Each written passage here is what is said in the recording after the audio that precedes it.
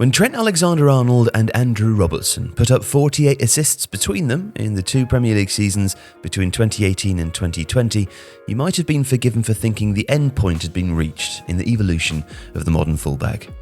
With Klopp's midfield prioritising intensity and pressing, the German had looked elsewhere for his creative output and settled upon his fullbacks, both of whom would push forward into the attacking line to help Liverpool generate chances, albeit in very different ways.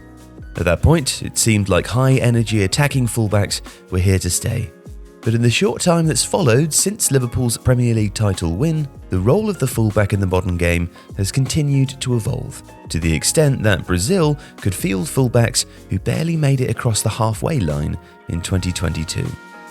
So, what's happened to the fullback position in modern football?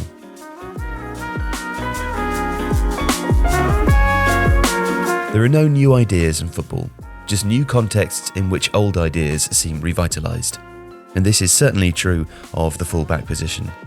At various points in history, you could find fullbacks overlapping, fullbacks underlapping, and fullbacks inverting. What has changed for the fullback role in recent seasons is the context within which the position is understood tactically.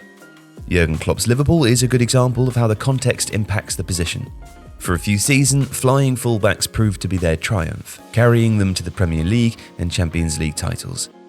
But very quickly, oppositions have learned to exploit the weaknesses that pushing your fullbacks high introduced into Liverpool's structure.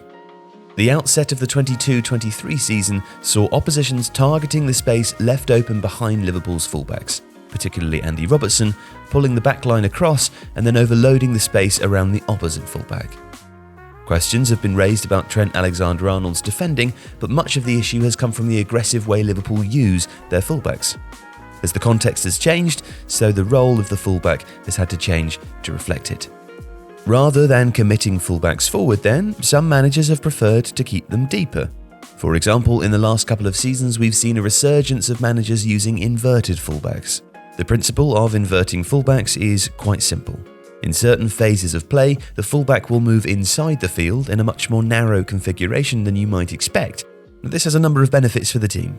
In possession, it keeps the deeper players in a team closer together, which can help them possess the ball between themselves more comfortably. It also allows the team in possession to pin the opposition midfield into a more narrow configuration as well. With the fullback moving inside, the opposing wide player who is closest to them may track them inside, leaving space that can be exploited during build-up. Now, out of possession, the inverted fullback gives an upside which can help mitigate the effects of using advanced fullbacks in possession. By moving a fullback inside, a team can construct a solid defensive base from which they can defend in transition. By overloading the middle, the team defending the transition does leave a lot of space that can be exploited in wide areas. However, the logic is that the ball and the opposition players have to travel a longer distance than the defending team in order to cause them any problems. And importantly, there is an additional benefit here. With one or both fullbacks inverted, the distance that the fullback has to travel in defensive transition is much less than the distance that an overlapping fullback has to travel. But it's important to remember that this more conservative approach to fullbacks comes at a cost. Where the inverted fullbacks of more recent popularity will give you a more stable defence, the flying fullbacks of Jurgen Klopp's Premier League winning team offered Liverpool a huge amount of creative upside, which offset the space they left open in their wake.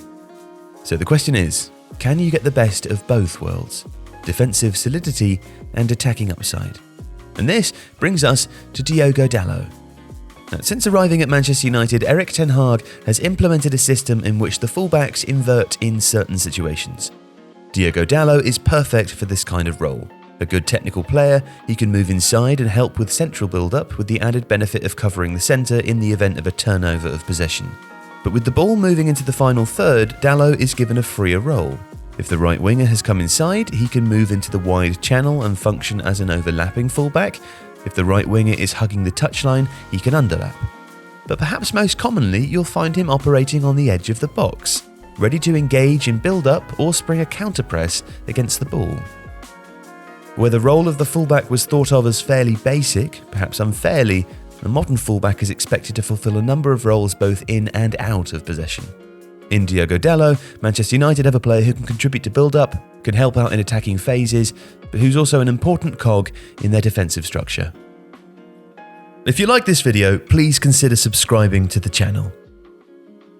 The Athletic is home to some of the world's best sports journalists, including journalists dedicated to each Premier League team, so every fan gets the coverage they deserve, not just the big clubs. And you can try it for free now for 30 days. See the link in the description.